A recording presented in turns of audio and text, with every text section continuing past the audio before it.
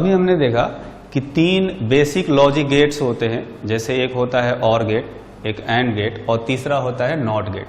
तो ये जो 3 बेसिक लॉजिक गेट्स हैं, इनके कॉम्बिनेशन से और भी कई तरीके के लॉजिक गेट्स बनाए जा सकते हैं, जैसे कि ये है नॉर गेट। नॉर गेट का मतलब हुआ ऑर गेट और नॉट गेट के कॉम्बिनेशन से ये गेट बना हुआ है। आप यहाँ पर देख सकते हैं एक डिजिटल सर्किट दिखाया गया है, जिसमें कि एक ये वाला जो है ऑर गेट है और दूसरा ये है नॉट गेट, दोनों को कंबाइन कर दिया गया है ना। तो कंबाइन करने से इसमें 2 इनपुट होंगे ए और बी और फाइनल आउटपुट निकलेगा वाई। तो इस तरह से कह सकते हैं कि जो नॉर गेट है ना, it is combination of OR gate and NOT gate, इन दोनों के कॉम्बिनेशन से ये गेट बनता है। तो यहां पर जो सिंबल दिखाया गया है उसके हिसाब से देख सकते हैं कि जैसे ए और बी अगर 2 इनपुट हैं तो ये OR गेट है। OR गेट का जो आउटपुट होगा ये होना चाहिए ए प्लस बी, है ना। ये बुलियन एक्सप्रेशन होता है OR गेट का। अब ये जो है यहां से इधर जो है ये नॉट गेट है, तो नॉट गेट का बुलियन एक्सप्रेशन यूज करेंगे। अगर यहां पर इनपुट इस गेट के लिए ये इनपुट है x और ये आउटपुट है, तो y को मैं लिख सकता हूं x बार, x का जो वैल्यू है वो a प्लस बी है, तो a प्लस बी बार लिख सकते हैं, है ना। तो यानी कि ये जो आया एक्सप्रेशन को मैं यहां लिख देता हूं, y is equal to a plus B bar. ये जो है ये नॉर गेट का बुलियन एक्सप्रेशन हो गया, Boolean expression for NOR gate. ठीक है, तो इसको हम लोग समझते हैं कि किस तरह से इनपुट रखेंगे तो आउटपुट हमें क्या मिलेगा। जैसे अगर a को मैं 0 रखूं और b को 0 रखता हूं, a 0 और b 0, तो x जो होगा वो भी 0 हो जाएगा, 0 प्लस 0 यानी कि ये 0 हो जाएगा। और अगर यहां से देखें, जैसे x हमने कहा कि ये a प्लस बी के इक्वल होना चाहिए और y जो है a प्लस बी के बार के इक्वल होगा। तो अगर ये 0 है तो इसका बार लगाएंगे तो ये 1 हो जाएगा, है ना। यानी फाइनल आउटपुट जो है ये 1 हो जाएगा। अगर इसको मैं 0 रखता हूं, इसको 0 रखता हूं, तो ये भी 0 आएगा और यहां पर आउटपुट जो है ये 1 आ जाएगा, है ना। उसी तरह से अगर a को 1 रखता हूं और b को 0 रखता हूं, तो a प्लस बी यानी कि 1 प्लस 0 1 हो जाएगा ये, है ना। ये 1 हो जाएगा तो यहां पर a प्लस बी के बार लगाओ, अगर ये 1 है तो ये 0 होना चाहिए। उसी तरह से इसको 0 रख सकते हैं और b को 1 रख सकते हैं, तो फिर 0 प्लस 1 x की वैल्यू आएगी 1। अगर x की वैल्यू 1 है तो y जो है a प्लस बी बार यानी कि 1 का बार ये हो जाएगा 0। अब a और b दोनों को 1 कर देते हैं, दोनों को 1 करने से x जो आएगा 1 प्लस 1 यानी ये भी 1 आ जाएगा, है ना। जैसे मैंने बताया था OR गेट में कि 1 प्लस 1 2 नहीं होता, इस बाइनरी नंबर सिस्टम में 1 प्लस 1 को भी 1 ही लिखते हैं। तो ये 1 हो गया और 1 का बार लगाएंगे तो ये 0 हो जाएगा, है ना। तो इस तरह से ये ट्रुथ टेबल हो गया नॉर गेट का। अगर इसमें सिर्फ इनपुट और आउटपुट दिखाना चाहते हैं तो एक टेबल यहां बना सकते हैं, जैसे ये हो गया 2 इनपुट ए बी और ये हो गया आउटपुट y, है ना। ये 2 इनपुट और ये फाइनल आउटपुट y यहां पर लिखेंगे। तो इसमें से मैं लिखूंगा इनपुट 0 0 तो y का वैल्यू 1, बाकी 1 0 1 और 0 तो ये 0 हो गया, फिर ये 0 और 1 तो ये 0 हो गया, और फिर ये दोनों 1 1 तो भी ये 0 हो गया, ये 1 1 और ये 0, है ना। तो ये हो गया नॉर गेट। नॉर गेट जैसा ही एक गेट होता है जिसको हम लोग नैंड गेट कहते हैं। एक्चुअली में ये जो नैंड गेट है ये एंड गेट और नॉट गेट के कॉम्बिनेशन से बनता है। देखेंगे यहाँ पर जो सिंबल मैंने दिखाया है ये एंड गेट है और ये नॉट गेट है, दोनों को कंबाइन करके हमने बनाया है नैंड गेट। तो जैसे इसमें 2 इनपुट होते हैं ए और बी और नैंड गेट का जो आउटपुट है मान लिया x है ना, तो x को हम लोग लिखते हैं a इंटू बी। ये हो गया Boolean expression for NAND gate. अब ये है नॉट गेट, तो अगर इनपुट है x तो जो आउटपुट आएगा ये होना चाहिए x बार, यानी a इंटू बी का बार। ये हो गया। तो यहां पर अगर कहा जाए तो नैंड गेट का जो बुलियन एक्सप्रेशन होगा ये होगा a into B bar, Boolean expression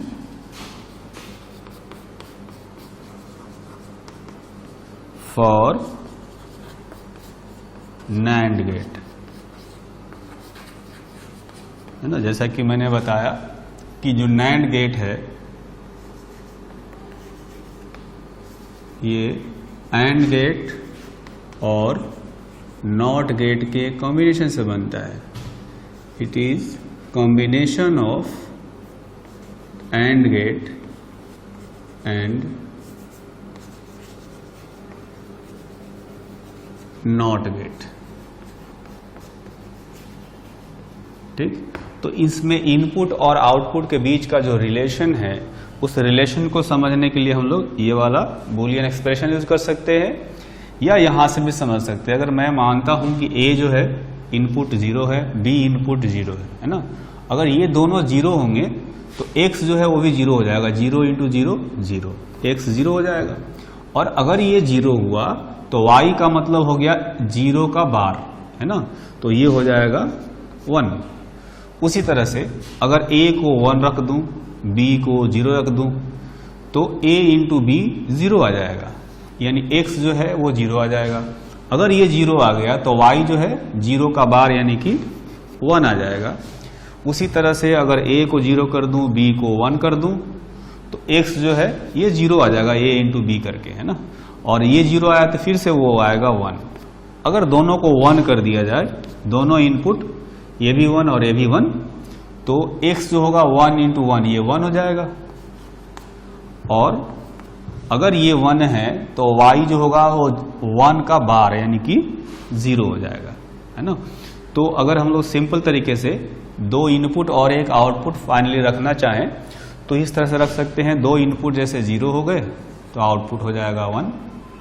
अगर ये 1 0 है, एक 1, ये 0, ये 0, ये 1, तो दोनों ही केस में ये आ रहा है 1 1। ठीक है, जैसा कि यहां आया है। अगर a और b दोनों 1 1 है तो ये आउटपुट जो है वो 0 हो जाता है। तो ये हो गया नैंड गेट। तो अब हम लोग एक ऐसे गेट के बारे में पढ़ेंगे जो कि और गेट, एंड गेट और नॉट गेट, तीनों गेट के कॉम्बिनेशन से बनाया जाता है। इसको कहा जाता है जॉर गेट। आप देखेंगे कि इसके लिए जो सर्किट है वो मैंने यहां पर दिखाया हुआ है, और इस सर्किट में देखेंगे 2 इनपुट है, एक यहां पर इनपुट है A और एक यहां पर इनपुट है B।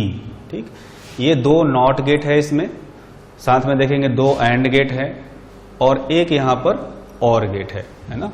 तो अगर ये 2 इनपुट हैं तो फाइनल आउटपुट जो है वो क्या निकलेगा उसको हम लोग फाइंड करने की कोशिश करते हैं। जैसे देखेंगे कि ये जो है A यहां पर इनपुट है, तो ये चूंकि नॉट गेट है, तो अगर यहां A है तो इसका जो आउटपुट आएगा वो आना चाहिए A बार, यानी कि जो है नॉट गेट का जो आउटपुट होता है A बार आ जाएगा। उसी तरह से ये जो है A है और ये डायरेक्ट जो है यहां पर जुड़ा हुआ है, तो अगर यहां पर इनपुट A है तो इसके लिए भी इनपुट A होगा, है ना। अब यहां से आते हैं, देखेंगे यहां भी एक नॉट गेट है। अगर ये B है, B इनपुट है, तो इस नॉट गेट का जो आउटपुट होगा ये होना चाहिए B बार, है ना। और अगर ये B है तो इससे डायरेक्ट ये वाला एंड जुड़ा हुआ है, ये इनपुट जुड़ा हुआ है, तो इसका इनपुट भी B होगा, है ना। अब ये देख सकते हैं कि ये एंड गेट है, और एंड गेट का जो बुलियन एक्सप्रेशन होता है उसको यूज करेंगे तो इस एंड गेट का आउटपुट हम लोग निकाल सकते हैं। मान लिया कि इसका आउटपुट है x1, इस x1 को मैं लिख सकता हूं A बार डॉट और इंटू B, है ना। जैसे एंड गेट का बुलियन एक्सप्रेशन होता है A इंटू B, तो यहां मतलब कि दोनों इनपुट का प्रोडक्ट ले लिया जाता है। तो एक इनपुट है A बार और दूसरा है B, दोनों का प्रोडक्ट ले लिया।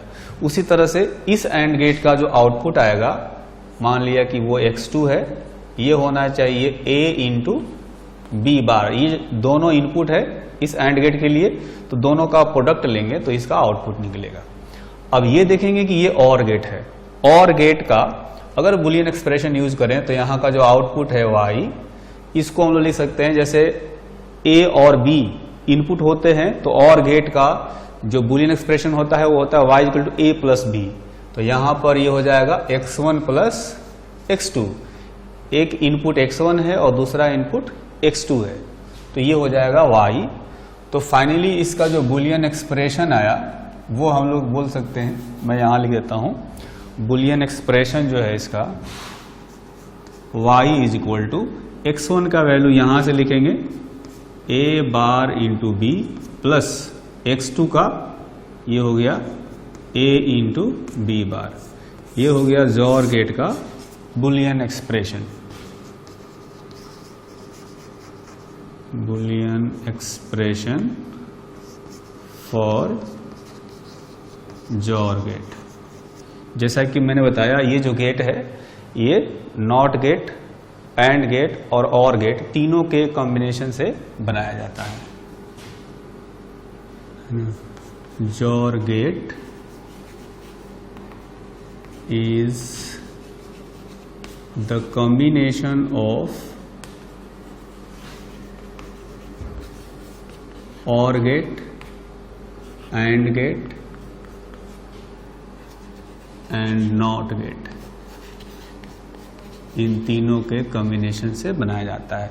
तो इस जोर गेट के लिए अगर ट्रुथ टेबल बनाएंगे तो यहाँ पर देखेंगे इनपुट A और B है और फाइनल आउटपुट जो है ये Y है। तो ये हम लोग फाइंड करने की कोशिश करते हैं। इसमें हम लोग ये सर्किट नहीं देखेंगे, डायरेक्ट बुलियन एक्सप्रेशन को यूज करेंगे।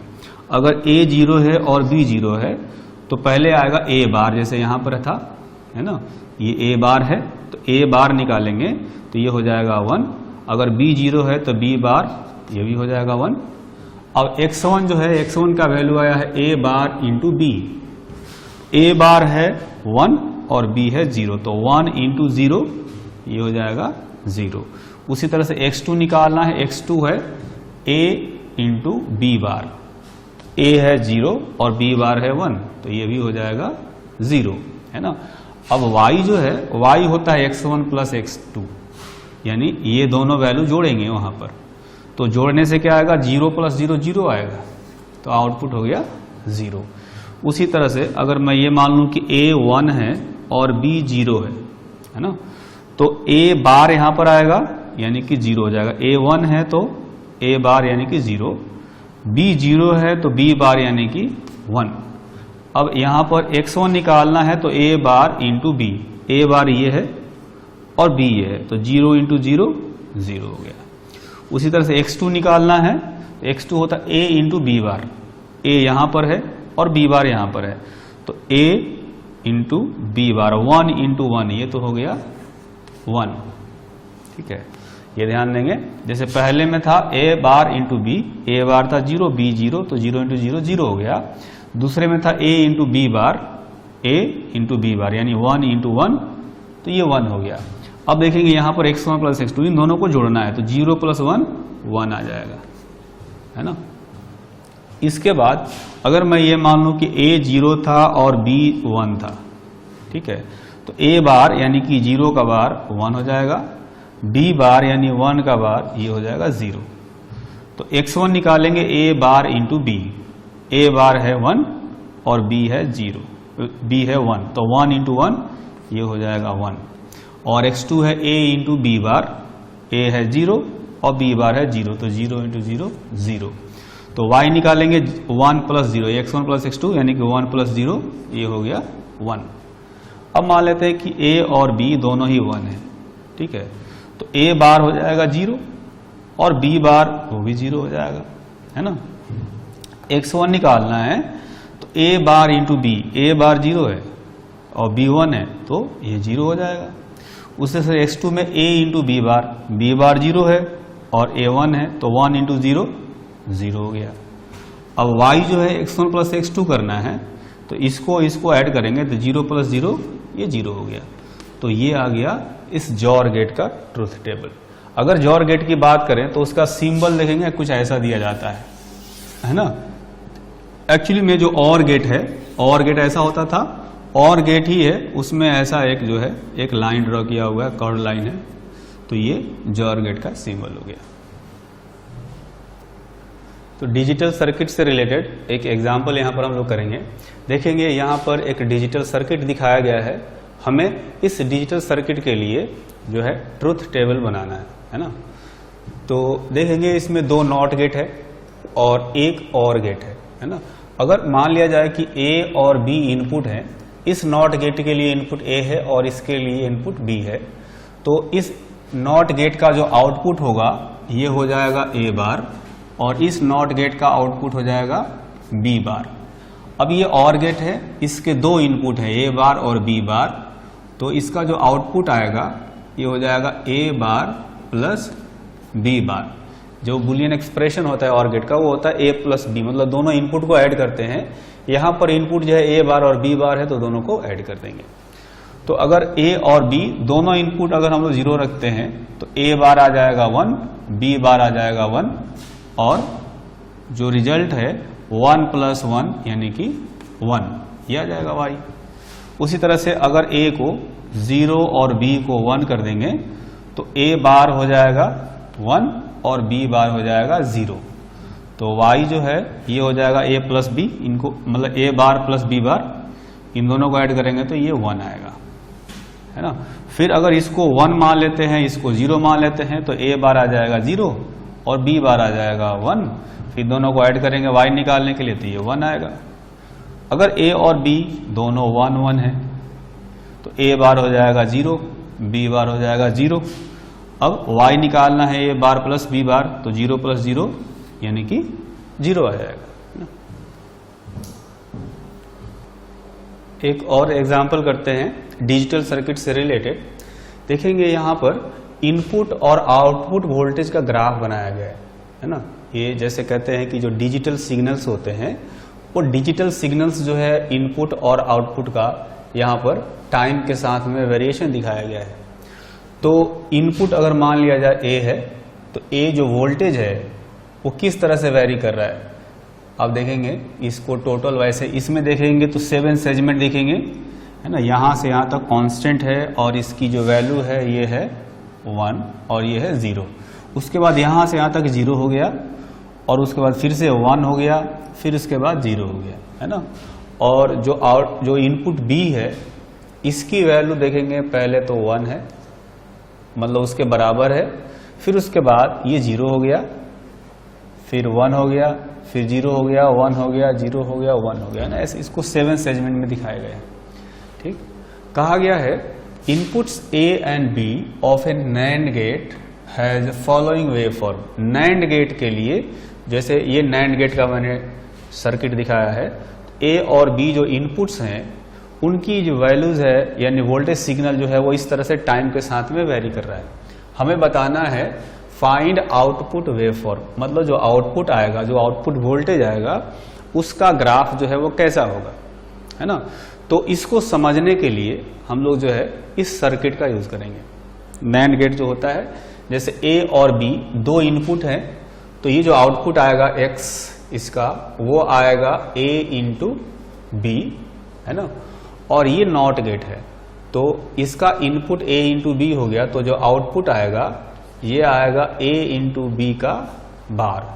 अगर इसका ट्रुथ टेबल बनाएंगे तो देखेंगे कि ये इनपुट्स हो गए A और B यहाँ वाले और इसका आउटपुट हो गया X A इंटू B और फाइनल आउटपुट हो गया Y A इंटू B का बार, है ना। तो पहले हम लोग क्या करेंगे कि इनपुट्स A और B रखेंगे और आउटपुट निकालेंगे। पहले ट्रुथ टेबल कंप्लीट कर लेते हैं। तो पहला सेगमेंट जो है यहाँ पर A जो है 1 है और B भी 1 है ना। यहाँ से यहाँ ये भी 1 है और यहाँ से यहाँ ये भी 1 है, तो दोनों को मैं 1 कर देता हूँ। तो X आएगा 1 इंटू 1 यानी कि 1, तो Y आएगा इसका बार 1 इंटू 1 का बार यानी कि ये हो जाएगा 0। ठीक, अब दूसरा सेगमेंट देखें। दूसरा सेगमेंट में ये A 0 है और B भी 0 है ना। तो A 0 है और B भी 0 है, तो A इंटू B यानी जो X आएगा ये वाला ये भी 0 आ जाएगा, और ये 0 आएगा तो जो y आएगा a इंटू बी का बार है ना, तो ये हो जाएगा 1। उसके बाद आते हैं तीसरे सेगमेंट में। तीसरे सेगमेंट में ये तो 1 है और ये है 0, है ना, यानी a जो है 0 है और b है 1, तो 0 और 1 है तो x जो आएगा a इंटू बी, यानी 0 इंटू 1 0। y हो जाएगा a इंटू बी का बार, यानी ये जो टर्म आया इसका बार, यानी कि ये हो जाएगा 1। उसके बाद फोर्थ वाले सेगमेंट में a जो है 1 है, यहां पर a 1 है और b है 0, a 1 और b 0, है ना, तो a इंटू बी यहां पर लिखेंगे तो ये हो जाएगा 0, और यहां पर है a इंटू बी का बार, यानी 0 का बार, ये हो जाएगा 1। इसके बाद फिफ्थ वाले सेगमेंट में ये भी 1 है और ये भी 1 है, दोनों 1 1 है, तो ये जो ऊपर वाला आया था 1 1 वही बिल्कुल आ जाएगा यहां पर, ठीक। उसके बाद आते हैं सिक्स्थ वाले सेगमेंट में, ये 0 है और ये भी 0 है, ये 0 और ये भी 0, तो यहां भी देखेंगे कि 0 0 वाला आया था, तो बिल्कुल वैसा ही यहां पर ये आ जाएगा 0 और ये हो गया 1, ठीक। अब सेवेंथ वाला सेगमेंट, ये है 1 और ये है 0, है ना, ये 1 है और ये 0 है। ऐसा देखेंगे यहां पर हमने पहले किया था, ये 1 ये 0, तो बिल्कुल इसमें जो भी आया था, जैसे 0 और 1 आया था तो 0 और 1 आ जाएगा। तो ये आ गया ट्रूथ टेबल। अब ये जो ट्रूथ टेबल है, यानी कि ये आउटपुट वोल्टेज बता रहा है। अगर इनपुट वोल्टेज ये सारे थे तो आउटपुट वोल्टेज ये वाला है, तो इसके हिसाब से अगर मैं ग्राफ बनाऊंगा यहाँ पर, इसमें भी मैं 7 सेगमेंट दिखाऊंगा। तो पहले है 0, यहां से यहां तक 0, उसके बाद लगातार 3 जो है ये 1 1 है ना, 3 सेगमेंट्स जो हैं, जैसे 1 2 3 यहां तक जो है ये 1 1 चलेगा। उसके बाद ये 0 हो गया, तो एक सेगमेंट हो गया 0, उसके बाद फिर से 2 1 1 हो गया, है ना। तो इस तरह का ग्राफ आएगा, देखेंगे पहला सेगमेंट 0 और अगले 3 सेगमेंट में ये हो गया 1, है ना, और फिर मतलब कि फर्स्ट सेगमेंट में 0, सेकेंड थर्ड और फोर्थ में 1, फिफ्थ में फिर से 0, फिफ्थ में फिर से 0 आया है, और फिर से 6 और 7 में 1 आया है। तो आउटपुट वोल्टेज का जो ग्राफ होगा वो ऐसा होगा, या वेव फॉर्म का है तो ये ऐसा दिखेगा।